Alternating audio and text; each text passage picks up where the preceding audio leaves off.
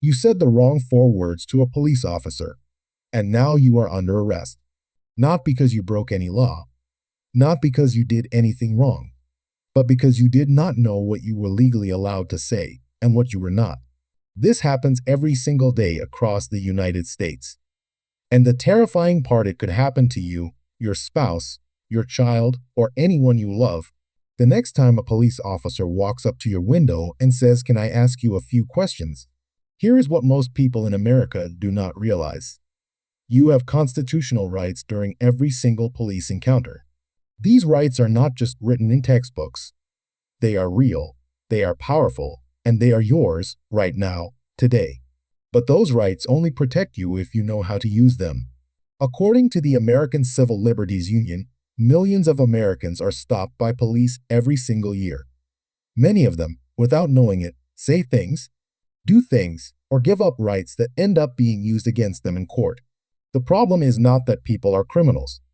The problem is that nobody ever taught them what to do in those 30 seconds when a police officer approaches them. That changes today.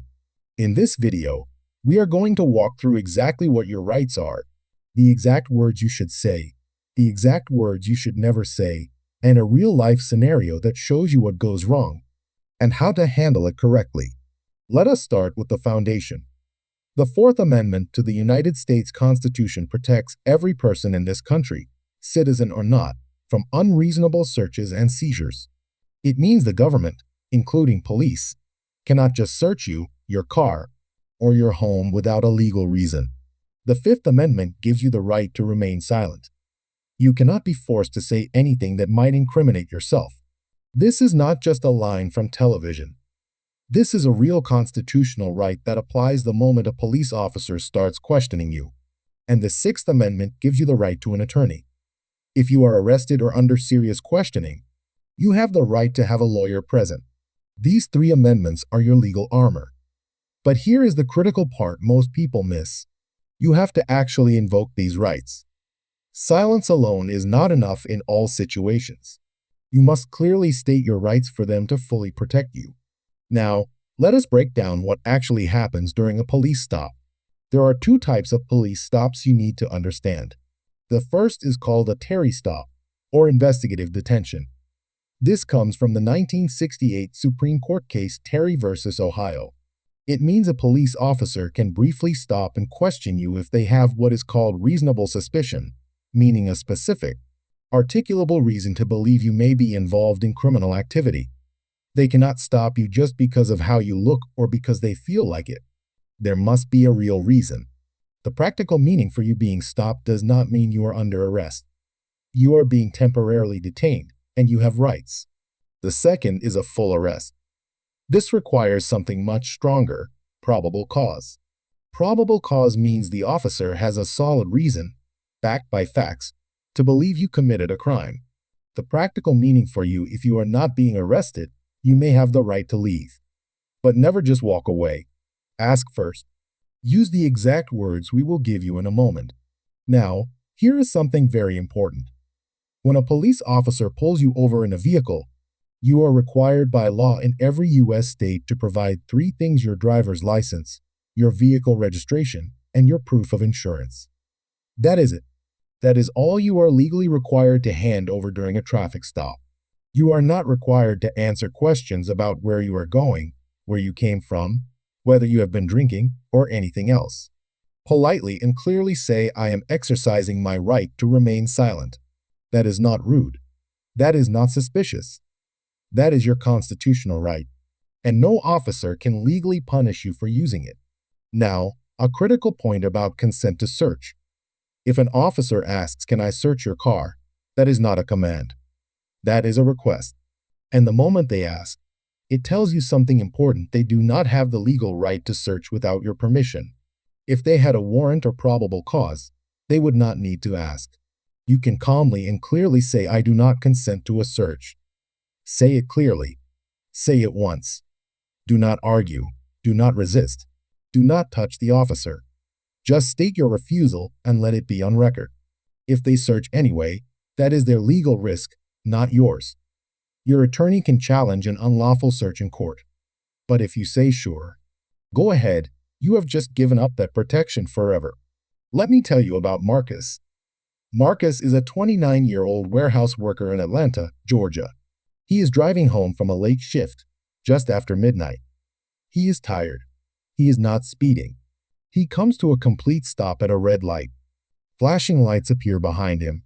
He pulls over. His heart is pounding. The officer walks up. License and registration. Marcus hands them over immediately. So far, so good. Then the officer says, "Where are you coming from tonight?" And Marcus, trying to seem cooperative, says, "Just work. I had a long shift. I am really tired." "How tired?" the officer asks. "Have you had anything to drink tonight?" Marcus says, No, I don't drink. I am just exhausted." The officer says he smells something unusual and asks, "Mind if I take a quick look in your car?" Marcus, nervous, wanting the encounter to be over, says, I have nothing to hide." "Sure." Inside the car, the officer finds Marcus's friend's prescription medication in the center console. It is not Marcus's name on the bottle. Marcus is now under arrest for possession of a controlled substance. He had nothing to hide. He was innocent. But by answering every question, explaining he was tired, and consenting to the search, he gave the officer everything needed to make that arrest. Here is what Marcus should have done. When asked where he was coming from, "I am choosing to exercise my right to remain silent." When asked about drinking, same answer. Silence, respectfully invoked. When asked to search the car, "I do not consent to a search." He hands over his license, registration, and insurance. He sits quietly. He is respectful. He does not argue. And if there is no probable cause, that stop ends without an arrest. Marcus is home by 1 a.m. instead of spending the night in a holding cell. Now let us talk about the mistakes people make most often, because knowing them could save your life or your freedom. Mistake 1: talking too much. People think that being helpful and friendly will make the officer let them go. In reality, every sentence you say is a potential piece of evidence. You are not helping yourself. You are building a case against yourself. Mistake 2: lying. Never, ever lie to a police officer. Lying to law enforcement is itself a crime in many jurisdictions. You can stay silent. You cannot lie. If you do not want to answer, say so. Do not make something up. Mistake 3: consenting to a search when you do not have to. As we covered, if an officer asks for permission to search, you have the right to say no. Saying yes does not make you look innocent. It just removes your legal protection. Mistake 4: physically resisting. Even if a police officer is acting unlawfully, physically resisting or touching an officer can result in additional criminal charges. Your fight belongs in a courtroom, not on the side of the road. Comply physically. Fight legally. Mistake 5: not asking if you are free to go. During a stop where you are not under arrest, you have the right to ask, "Am I being detained?" or "Am I free to go?" If the officer cannot detain you legally, they must let you leave. But you have to ask. Let us make this simple. Here are the exact lines you can use. When an officer approaches you, "Here is my license, registration, and proof of insurance." Hand them over. Say nothing else. When they ask questions, "I am choosing to exercise my right to remain silent." When they ask to search your vehicle, "I do not consent to a search." If you want to know your status, officer, "Am I being detained?" or "Am I free to go?" If you are placed under arrest, "I am invoking my right to an attorney. I will not answer any questions without a lawyer present." Say these things calmly. Say them clearly. Do not raise your voice. Do not touch the officer. Keep your hands visible at all times. And repeat these statements if you are pressed. You do not have to explain yourself further. These are not confrontational words. These are the words of someone who knows their rights. Let us quickly recap what we covered today. You are required to provide your license, registration, and insurance during a traffic stop. That is it. You have the Fifth Amendment right to remain silent. Invoke it clearly. You have the Fourth Amendment right to refuse a search. Say clearly that you do not consent. Never lie to an officer.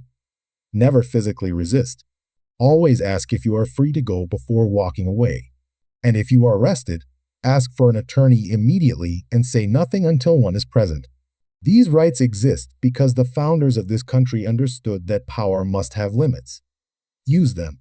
They belong to you. This video is for educational purposes only and does not constitute legal advice. Laws can vary by state and individual circumstances. For any specific legal situation, please consult a licensed attorney in your jurisdiction. If this video gave you something valuable, something you did not know before, do one thing right now. Share it. Send it to someone you care about. Because this information is not taught in schools, and it is not given out at traffic stops. And if you want to keep learning your rights in plain, subscribe to this channel. Every week, we break down real U.S. laws that real people need to know. We will see you in the next one.